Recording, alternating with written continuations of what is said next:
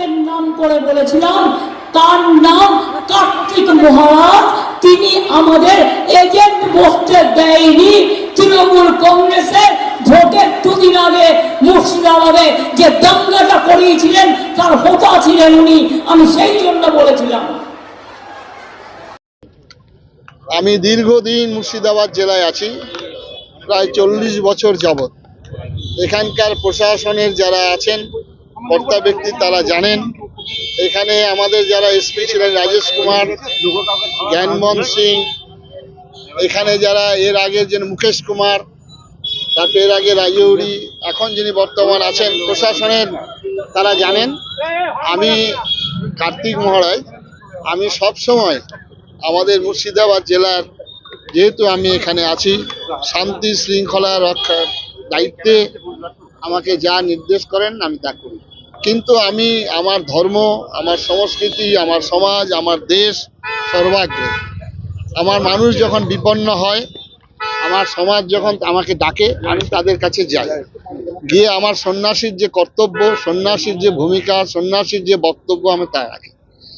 মাননীয় মুখ্যমন্ত্রী উনি যেটা বলেছিলেন, আমাকে প্রমাণ চেয়েছি আমি কোন জায়গায় আমি বলেছি, কোন বুথ থেকে আমি সেই কর্মীকে সরিয়ে দেওয়ার কথা বলেছি এবং সরিয়ে দেওয়া হয়েছে আমার কথায়।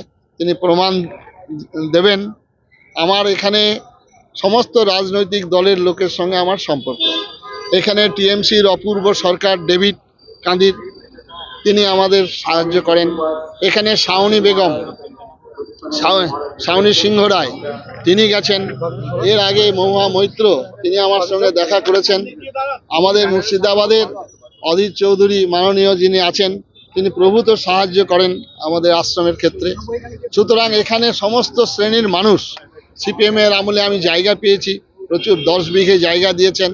স্বামী বিবেকানন্দ স্ট্যাচু নির্মাণে যতীন চক্রবর্তী, তিনি বিরাটভাবে সাহায্য করেছেন।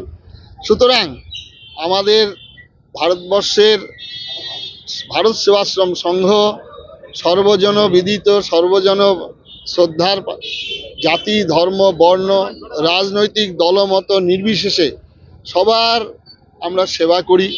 সবার উপরে মানুষ সত্য, তার উপরে নাই, শোনো রে মানুষ ভাই, এই স্বপ্ন, এই মন্ত্র নিয়েই আমরা মানুষের কাছে ছুটে যাই। আজ পর্যন্ত কোনো জায়গায় কোনো দিন আমার সম্পর্কে, কার্তিক মহারাজ সম্পর্কে, মুর্শিদাবাদ শুধু নয়, পশ্চিমবঙ্গের আমি প্রতিটি শহর, প্রতিটি জেলায় এবং আসাম ত্রিপুরায় ঘুরি, কোনো জায়গায় কোনো একজন যদি বলতে পারেন, আমি নতমস্তকে তার কথা মেনে নেব। আজকে মাননীয় মুখ্যমন্ত্রী যদি প্রমাণ করতে পারেন, যে শাস্তি দেবেন আমাকে, আমি মাথা পেতে নেব। সুতরাং আমি আইনি সাহায্য, আইনি সাহায্য, আইনি পরামর্শ আমি বলেছি। তারা নোটিশ দিয়েছেন, তারা যথাযথ উত্তর তিনি দেবেন, তার তো ডিপার্টমেন্ট রয়েছে। আমাদের এখানে মুর্শিদাবাদ যেহেতু সংখ্যা কম, আপনারা জেনে নিন, বড় বড় এখানে রিলিফ কাজ হয়েছে, বড় বড় রিলিফ, গোকর্ণের টর্নেডো এবং এখানে জলঙ্গি, এখানে পাঁচতুপি, বড়োয়া, যে রিলিফ কাজ হয়েছিল, প্রশাসনের কর্তা ব্যক্তিদের সন্দেহ ছিল যে কার্তিক মহারাজ নিঃসন্দেহে একচেটিয়া হিন্দু সমাজের মধ্যে রিলিফ বিতরণ করছেন। যখন মাস্টার রোল দেখলেন, এখানে জেলা সভাধিপতি যিনি ছিলেন তিনি অবাক হয়ে গেলেন, ডিএম অবাক হয়ে গেলেন। এখানে পারভেজ মুশারফ থেকে সবাই সাহায্য করেন। তাই সবাইকে ধন্যবাদ।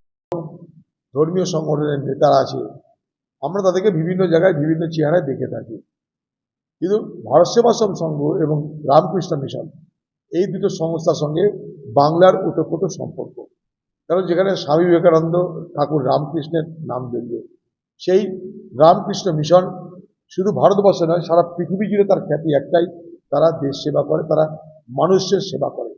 ঠিক একইভাবে ভারত সেবাশ্রম সংঘ, তারাও দেশ জুড়ে, পৃথিবী জুড়ে তাদের সংগঠন, আমি তাদেরকে জানি, তাদেরও দেখেছি, তারাও দেশ জুড়ে বিপদে আপদে মানুষের সেবা করাই তাদের মন্ত্র। তার মধ্যে কি বিচ্যুতি নেই? নিশ্চয়ই আছে। সেই বিচ্যুতির কোনো কোনো উদাহরণকে সামনে রেখে আজকে শাসক দল, যারা ধর্মের নামে দেশে রাজনীতি করতে সিদ্ধহস্ত, যারা ধর্মকেই দেশের রাজনীতি সব থেকে বড় হাতিয়ার বলে মনে করে, যারা ভারতবর্ষে হিন্দু মুসলমান রাজনীতি করাকেই রাজনীতির একমাত্র পন্থা বলে মনে করে, তাদের মুখে এই ধর্মের কাহিনী মানায় না।